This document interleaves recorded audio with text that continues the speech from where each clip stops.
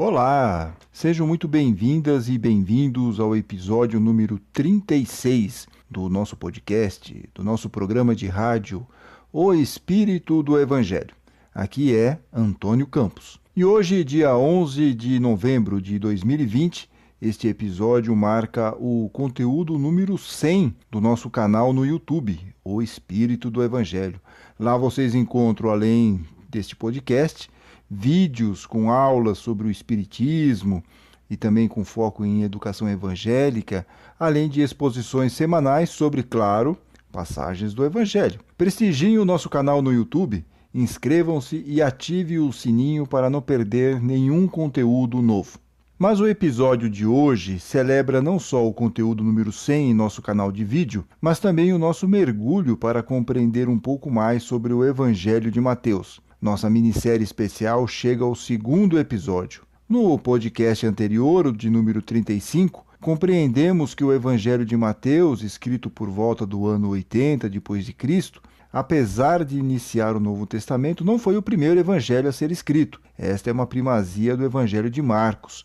Contudo, o manuscrito atribuído a Mateus foi um best-seller entre as primeiras comunidades cristãs. Vimos ainda que não se sabe a autoria exata, mas o escritor desse evangelho era uma pessoa culta e conhecedor do grego, língua utilizada no texto, que foi criado para dar sustentação aos judeus seguidores de Jesus que estavam sendo expulsos das sinagogas.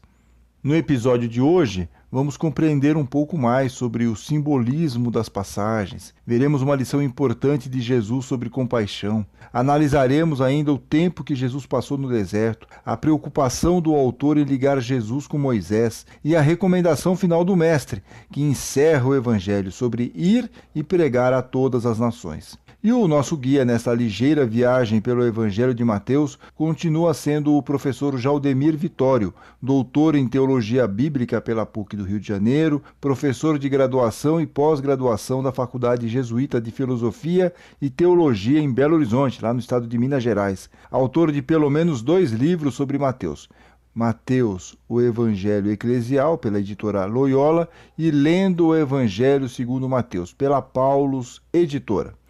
No próximo bloco, por que o Evangelho é tão simbólico?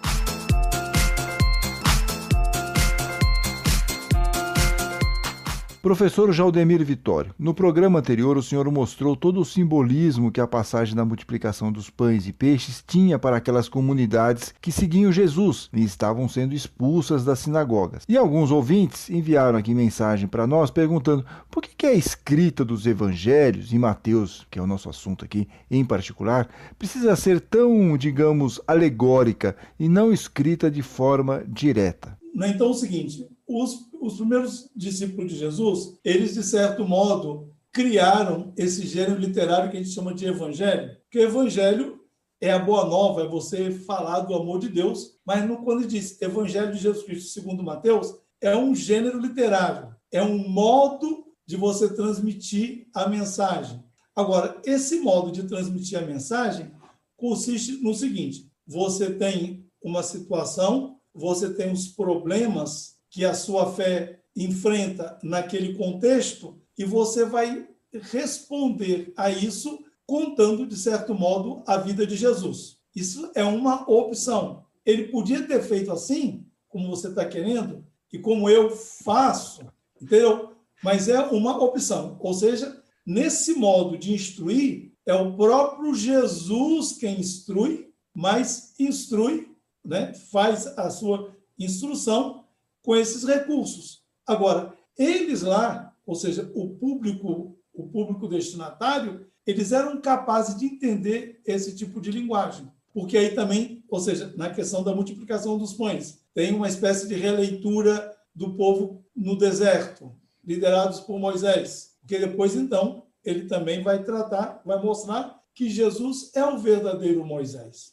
Quer dizer, então, o público destinatário era capaz de fazer essa decifração. Entendi. Primeira coisa. Depois, esse estilo, assim como você está sugerindo, não é de acordo com o horizonte, vamos dizer, mental daquele povo. Então, essa proposta sua é dentro de um esquema mais grego, mais helênico. Então, o modo de pensar grego é o modo de pensar a partir de conceitos, a partir de ideias, a partir de argumentação teórica. E nós fomos educados nesse esquema, e por isso depois pegaram tudo aquilo que Jesus falou e puseram dentro de um esquema grego. Aí mataram o pensamento de Jesus. O modo de pensar semita é esse que fala dessa maneira. Ou seja, eles estavam acostumados, estavam educados a ler um texto desse e perceber o que estava sendo dito. Então, aquilo que para nós parece, entre aspas, inconveniente, porque falou assim, para eles seria exatamente, se fizesse um discurso teórico, eles não acompanhariam. Então, evangelho é um modo de transmitir uma mensagem. E até a maneira como Jesus também fez muitos dos seus ensinos por parábolas, por exemplo, ele nunca era direto, né? Ele sempre tinha uma história, mas algumas vezes pode ser simbólica ou não, mas tinha um conteúdo por trás, né, mais sofisticado também. Então talvez seja essa a ideia. O autor pega essas histórias que ele vai beber tanto em Mateus, em Marcos, ou Natal da Fonte que é um evangelho que nós perdemos aí, e ele pega aqueles trechos que o interessam e colocam dentro, vai amarrando dentro de um conceito ideológico que ele tem, que ele quer escrever para aquela comunidade. É mais ou menos isso, quer dizer, ele precisa beber dessas fontes, mas amarrar o texto para aquela comunidade que está passando por aquela dificuldade, sendo meio expulso aí das sinagogas. Então, isso, né, professor? O foco é esse, quer dizer, então tem um problema, e quando a pessoa lê o texto, ela tem que saber o seguinte: o mestre Jesus está trazendo uma luz para eu entender o problema que eu estou vivendo, entende? Certo. Jesus está, ou seja, ele está me oferecendo uma luz para o problema que eu estou vivendo. Ou seja, eles não vão ao texto para pegar informações, vamos dizer, de fatos do passado, do que aconteceu com Jesus. O problema deles é o presente, é o agora. Eles não estão preocupados com recuperar uma crônica do tempo de Jesus. Eles estão pegando aquilo que se falou de Jesus, etc., mas para oferecer uma luz para o agora. Que eu acho que é isso que falta para nós, que nos dizemos discípulos de Jesus. A gente fica sempre voltado ao Jesus de 2000 anos atrás. Uhum. Mas a gente não pergunta o que ele está dizendo para nós hoje, para a gente ir para frente. Então, esse pessoal que se diz cristão conservador, então faz exatamente um processo inverso daquele de Mateus. E até por isso que a estrutura desse evangelho, enfim, ele tem várias peculiaridades, mas, por exemplo, ele é o único que tem 5 sermões, né? Que é o da montanha, que nós já falamos rapidamente, né? Que é o capítulo 5, 6 e 7. Os nomes, as retrancas, eu me corrijo se eu estiver errado, porque também não tem um padrão, né? Tem o discurso do missionário. O capítulo 10 é o discurso 10 a 11, missionário. Isso. Tem o das parábolas, não é isso? Capítulo 13 é o parabólico. O comunitário. O 18 é o eclesial. Ou comunitário, o 24, 25 é o escatológico. Ou profético dos fins dos tempos. Os que a gente chama de discurso escatológico são os capítulos 24 e 25. 25, que é o profético do fim dos tempos. Agora, mas aí que está. Esses 5 discursos em Mateus, eles têm um significado simbólico, porque eles correspondem aos 5 livros da Torá. Ou seja, mais uma vez, uma ligação com o judaísmo. Ele quer dizer que Jesus é o verdadeiro Moisés. Ou seja, você aderindo ao movimento de Jesus, você está seguindo o Moisés verdadeiro, ou Moisés autêntico, que é aquele que fala diretamente o que é o pensamento de Deus. Por quê? Porque acontece que no tempo de Jesus, a lei mosaica, ela já tinha, vamos dizer, tido recebido toda uma roupagem que vinha aí do legalismo dos escribas, né? Que Jesus vai chamar isso de tradições humanas. A lei já tinha sido tão interpretada, reinterpretada, e atropelada, que já você não identificava mais, você já não identificava mais o que era de Deus, o que era dos rabinos. E Jesus, então, nos evangelhos, especialmente de Mateus e de Marcos, ele vai denunciar essa capacidade que os escribas tinham de distorcer a lei, de maneira que eles, vamos dizer, desrespeitavam a lei, mas sem romper com a lei. E o caso que aparece nos evangelhos, né, já em Marcos, é o caso da pessoa que tinha que ajudar seu pai, tinha que ajudar sua mãe, e aquilo que lhe competia dar para os pais, de acordo com o mandamento, honrarás pai e mãe, ele dizia, isso aqui é corban. O que significa isso? Isso aqui é consagrado a Deus. Mas só que você consagrou a Deus aquilo que era do seu pai, da sua mãe. E uma vez que você consagrou a Deus, você não pode mais dar para o seu pai e sua mãe. O que Jesus vai dizer? Ele vai dizer que esse pessoal está deturpando a lei, ou seja, não tem jeito de você chegar ao sentido autêntico da lei de Moisés com tantas capas que foram deturpando o sentido autêntico. Porque, na verdade, se você faz essa doação, o pai e a mãe ficam sem nada e você vai contra um dos 10 mandamentos, né? Respeitar pai, mãe e tal, tudo mais. E ainda você parece que é piedoso, não é isso? Piedoso, exatamente.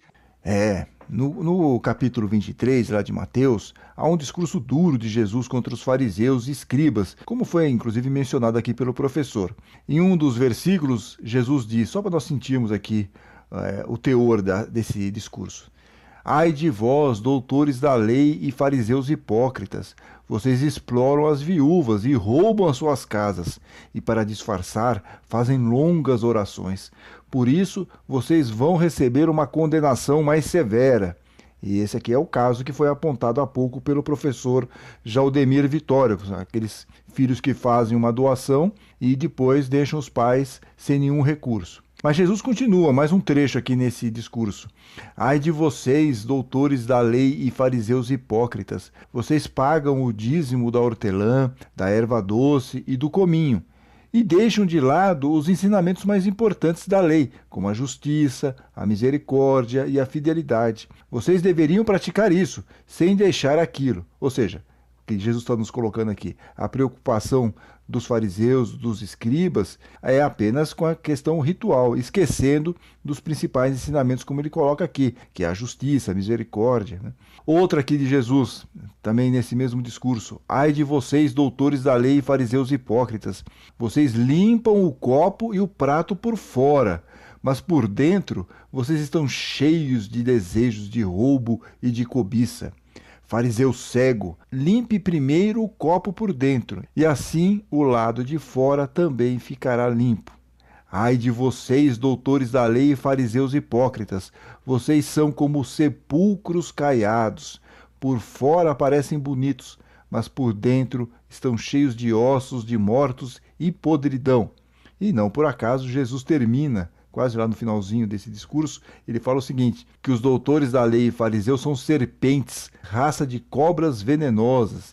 E esse discurso dos ais, ai de vocês, são 7 ais, se eu não me engano, não está entre os 5 grandes discursos de Jesus lá no Evangelho de Mateus. Nós temos lá, já falamos, mas é bom repetir e até para deixar claro, nós temos o Sermão da Montanha, que fica lá nos capítulos de 5 a 7. Temos o sermão, ou o discurso missionário, de 10 a 11. Temos o discurso das parábolas, no capítulo 13. O discurso comunitário, no capítulo 18. E o discurso profético, ou dos fins dos tempos, lá no capítulo 24.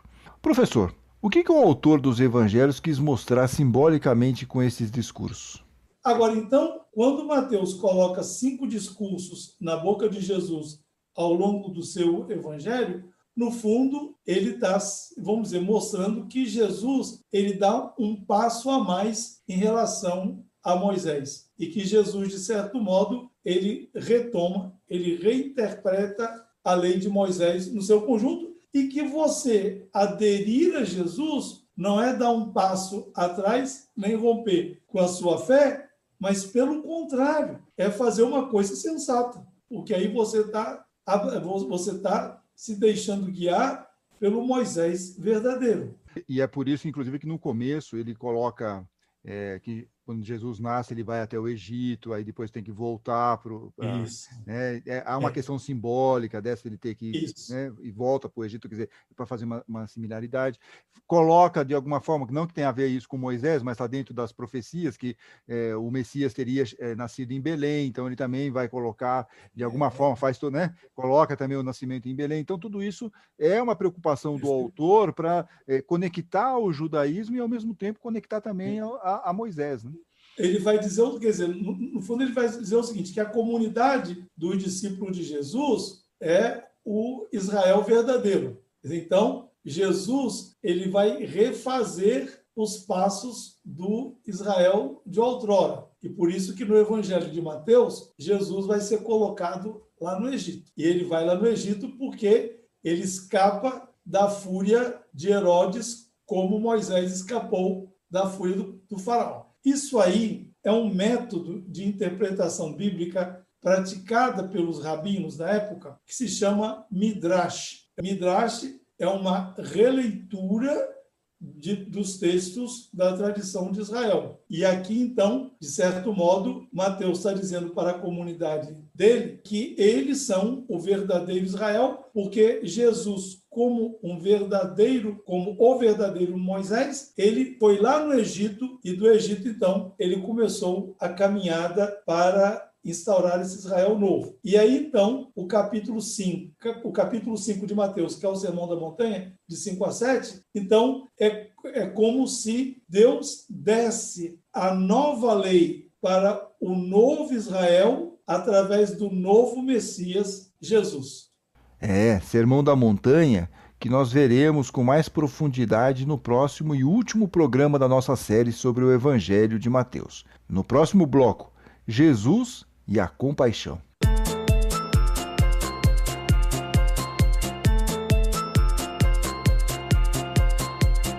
O capítulo 9 do Evangelho de Mateus é um bom resumo de todas as atividades de Jesus. É quase um compacto dos melhores momentos.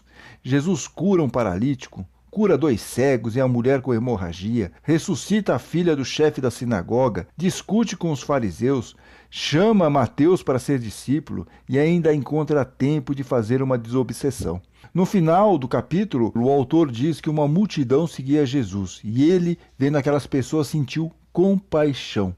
Professor Jaldemir Vitório, como o senhor vê essa questão da compaixão e Jesus? Agora, essa palavra compaixão, que tem, mesmo em português, um sentido muito profundo, mas a gente não vai atrás da raiz etimológica, que em grego compaixão é simpatia. Simpatia em grego, compaixão em latim. Mas em grego, o verbo que a gente traduz por ter compaixão é um verbo muito forte, é um verbo splangnitzomai. Splangnitzomai é um verbo formado em torno da palavra splangna. Splangna são as vísceras. Então, a compaixão é aquilo que brota de dentro de você quando a situação do outro toca nas suas vísceras. E aí, então, quando o sofrimento do outro toca nas suas vísceras, você não tem como não partir para a ação, que é a parábola do bom samaritano. A parábola do bom samaritano, que está em Lucas, capítulo 10, versículos de 25 a 37. Então, o sacerdote e o levita viram e passaram para o outro lado da estrada, porque o sofrimento daquele homem caído no chão não afetou aqueles dois até o fundo das entranhas dele. Então, o que acontece? O que a gente está vendo no nosso mundo? Nós estamos vivendo num mundo onde, vamos dizer, a gente está caminhando na contramão da compaixão. E a contramão da compaixão, no meu entender, se chama crueldade. Eu acho que no meu vocabulário de antônimo, o contrário de compaixão é a crueldade. Assim como a compaixão só os seres humanos podem ter, só um ser humano pode ter compaixão, assim também só o ser humano pode ser cruel. Porque os animais, eles são ferozes, mas nenhum animal é cruel. Nenhum animal tem prazer de fazer a sua vítima sofrer. E o ser humano parece que está cada vez mais aperfeiçoando a arte da crueldade. E aí, então, a gente vai na contramão de Jesus. Jesus, quando vê o sofrimento do povo, ele sente compaixão. Então, é o seguinte, uma comunidade, uma sociedade, vamos dizer, inspirada no ideal de Jesus, é fundamentalmente uma comunidade compassiva. Então, se você pega no capítulo 25, né, de 31 a 46, que é o julgamento final, então ele diz assim: vinde benditos do meu Pai, receber a herança preparada para vós desde a fundação do mundo, pois tive fome e me deste de comer, tive sede e me deste de beber, era forasteiro e me recolhestes, estive nu e me vestiste, doente e me visitaste, preso e vieste me ver. Quer dizer, o critério de julgamento do discípulo de Jesus, o julgamento escatológico, é o critério da caridade, da compaixão. Tive fome e me deste de comer, tive sede e me deste de beber, estava nu, você me vestiu. Estive preso e vocês foram me visitar. Agora, mas só é capaz disso quem realmente faz a experiência da compaixão. Porque se você, diante de um faminto, diz, não, isso aí é um preguiçoso, porque aí começa a dizer, né? Aí já começa a se mostrar como referência para a humanidade, não é isso? Não pode dar o peixe, não pode dar o peixe, tem que ensinar a pescar, né? Meritocracia. Esses presos que estão na cadeia, porque esse povo da Cracolândia, ele sabe por que o povo está lá na Cracolândia. Exato. E tem muito a ver com o que o senhor falou antes, que é a parábola do bom samaritano, que está em Lucas, lá no capítulo 10, né?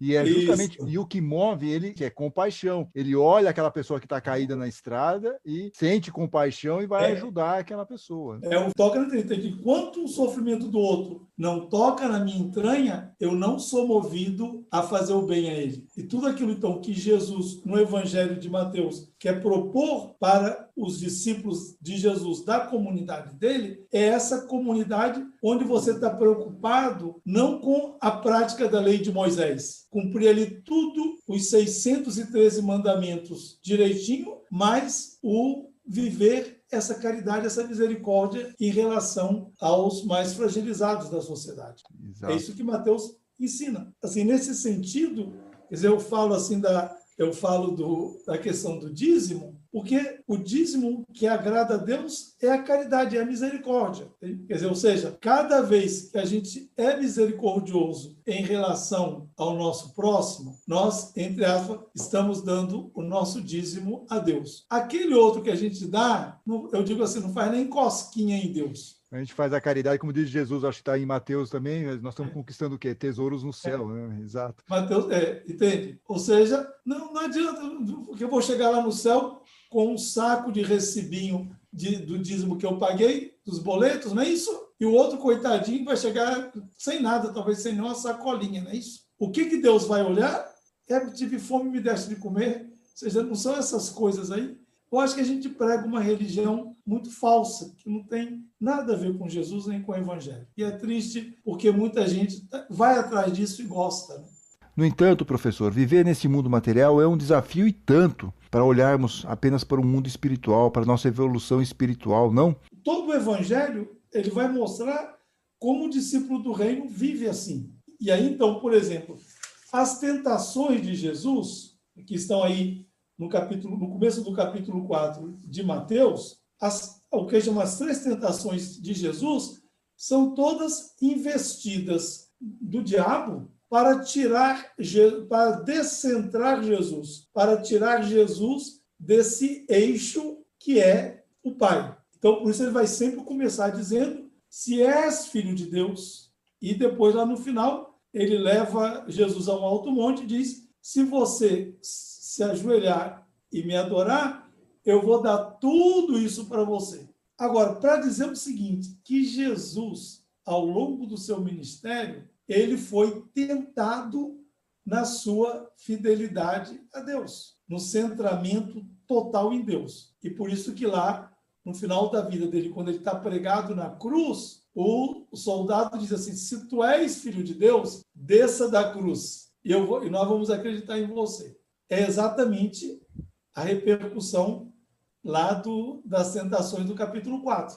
É Jesus que é desafiado a não levar até o fim a sua fidelidade a Deus. É a nossa angústia diária não nos desviarmos desse caminho espiritual. Agora, professor Jaldemir Vitório, nós abrimos o programa de hoje falando sobre o simbolismo das passagens.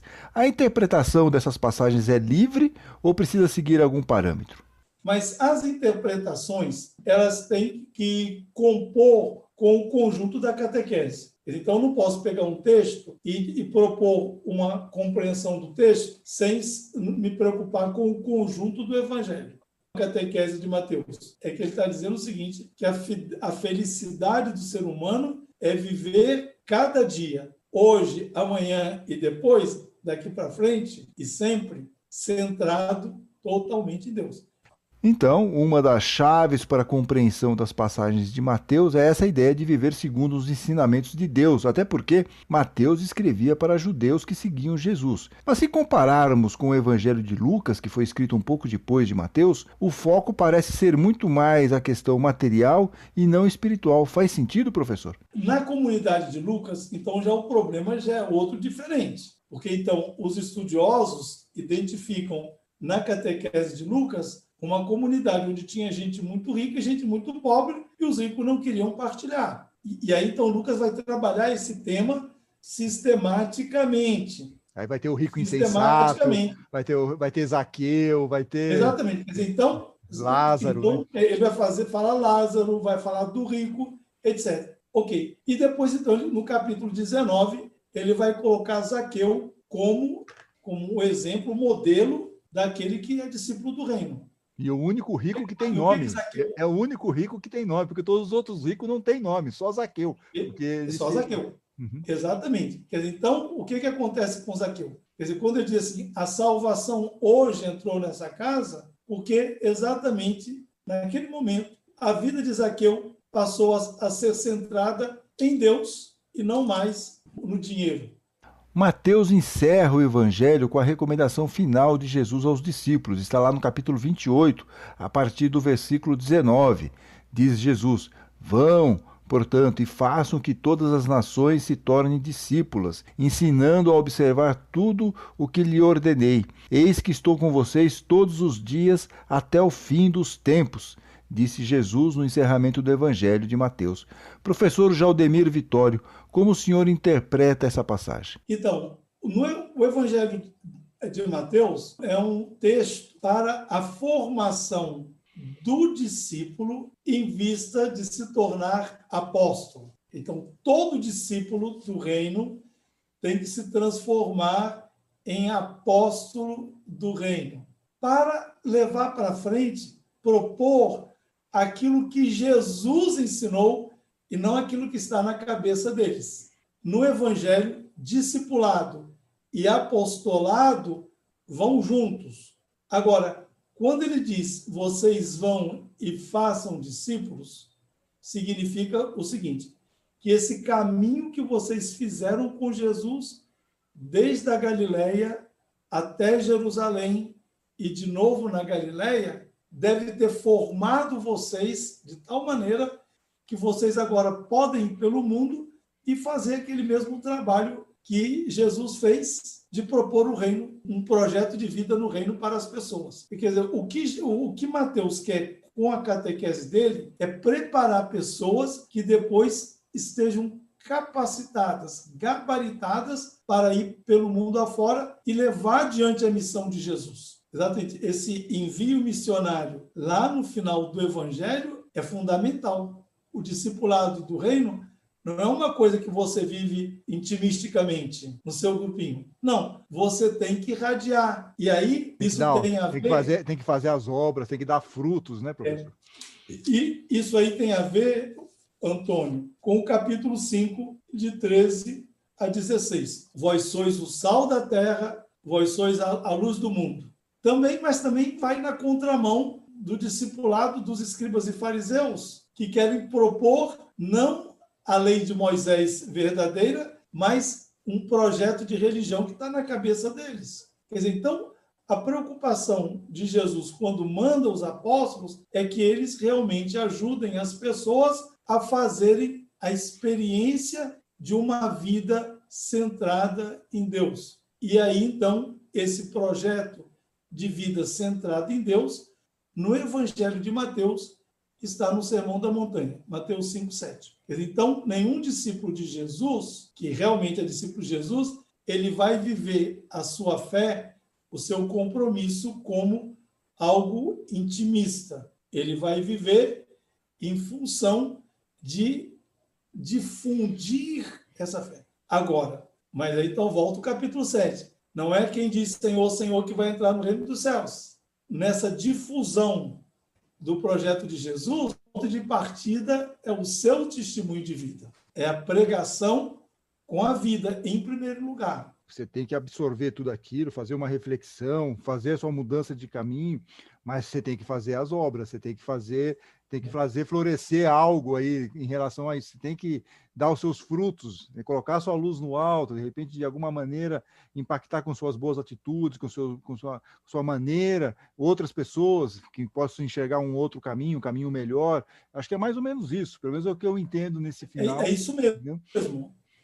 Ou seja, o projeto de Jesus não pode ser reduzido a dogmas, doutrinas. O projeto de Jesus é um projeto de vida centrada em Deus. E aí, quando você centra em Deus, você é misericordioso, você sabe perdoar, você não cultiva o ódio no coração, você sabe partilhar os bens, você é diferente. E aí você se torna uma luz, que eu acho que é isso que nós estamos precisando, né?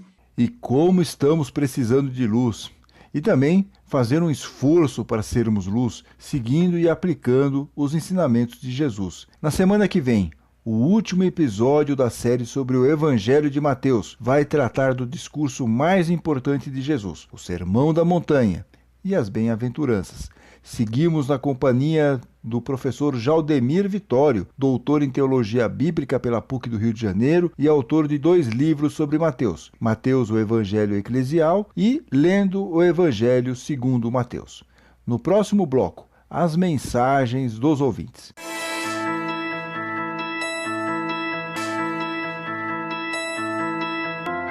Chegamos ao bloco com as mensagens de nossos ouvintes. Participe, deixando comentários em nossa página no YouTube, Facebook, Twitter. É só procurar por O Espírito do Evangelho. A Célia Pavan curtiu a série sobre o Evangelho de Mateus. Excelente entrevista. Revi e aprendi bastante, disse ela. Opinião compartilhada pelo Luiz Eduardo. Maravilhosa introdução ao tema. Importante saber que Jesus não fundou uma religião, até porque seguia o judaísmo. É isso mesmo, Luiz. Já a Zuleika Avarte destaca o conflito entre seguidores de Jesus e as sinagogas que os estavam expulsando. Diz aqui a Zuleika, os conflitos vêm sempre da mania de poder e sucesso, e assim as atrocidades em nome de Deus continuam. Agradecemos ainda as mensagens da Cláudia Menta, da Sandra Sonageri, da Flávia Queiroz e do Kleber Bahia, que avisa estar atrasado aqui na audição dos episódios, mas promete recuperar o tempo perdido. Não se preocupe, Kleber. O importante é ouvir com calma, assimilar e aplicar na vida os ensinamentos, tanto do Evangelho quanto do Espiritismo. E todos vocês, continuem aí acompanhando, por favor, o podcast O Espírito do Evangelho, que está disponível lá no YouTube, como nas diversas plataformas de áudio, o Spotify, Google Podcast, Apple, Castbox, Deezer, Anchor, entre outras. E até a semana que vem, quando finalizaremos o especial sobre o Evangelho de Mateus. Fiquem bem, fiquem com Deus.